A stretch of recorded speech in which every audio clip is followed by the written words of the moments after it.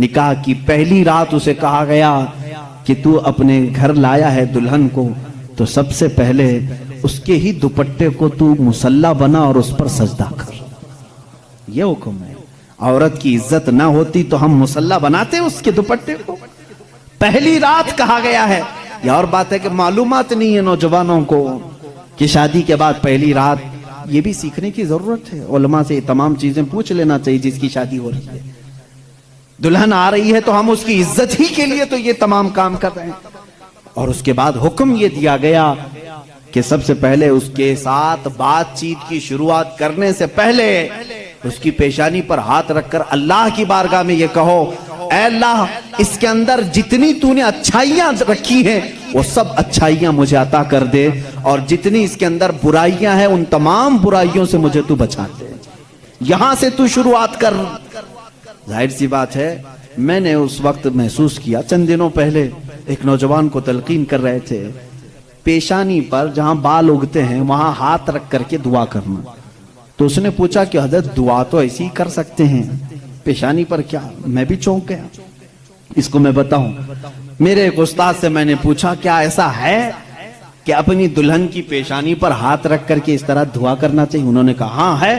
دعا تو کیسے بھی کریں ہاتھ نہ رکھیں اور ہاتھ چھوڑیں ہاتھ اٹھائیں سب دعا اللہ سنتا ہے لیکن اس لیے پیشانی پر رکھ کر کے دعا کرنے کے لیے کہا گیا کہ وہ آج اپنے والدین کو چھوڑ کر کے آئی ہے اس کے وسیلے سے اللہ جلدی دعا قبول کرے گا.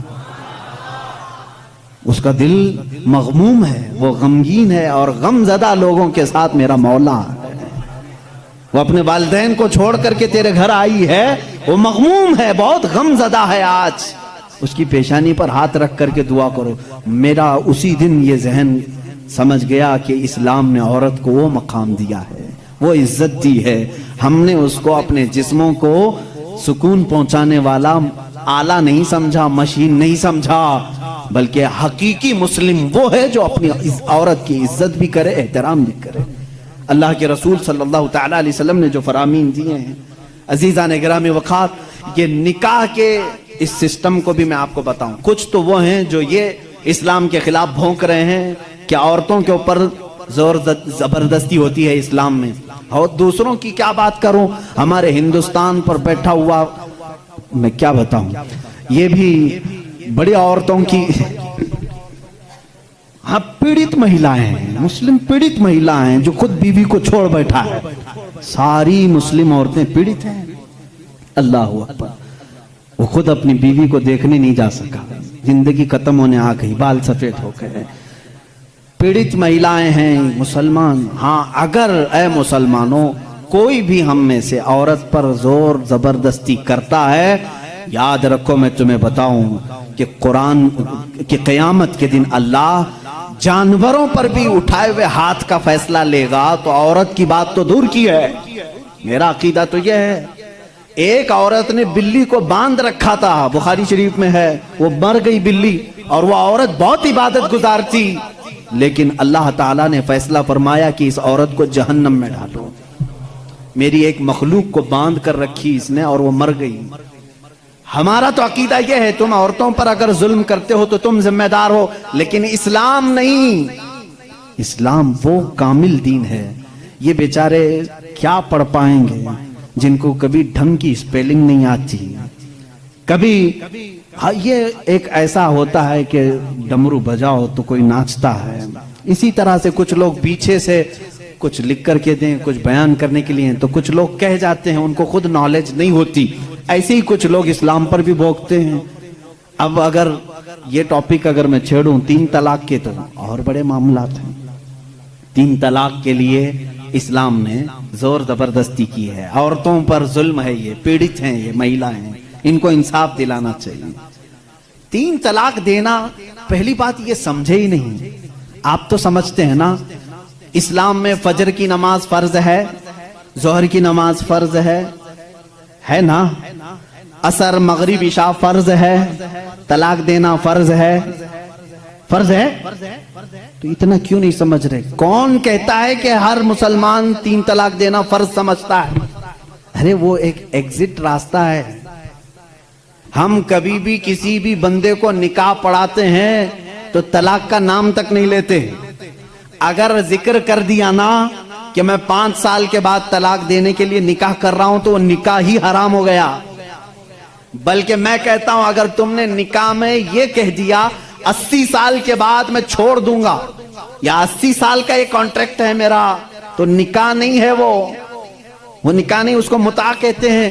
ہم نکاح میں کبھی وقت متعین نہیں کر سکتے, بلکہ ہم تو لائف ٹائم کے لیے نکاح کر رہے ہوتے ہیں, لائف ٹائم کے لیے. لیکن انسانی زندگی میں کئی معاملات ایسے آتے ہیں کہ مزاج نہیں جم سکتا. ضروری نہیں ہے کہ ہر آدمی کا مزاج دوسرے سے جم جائے.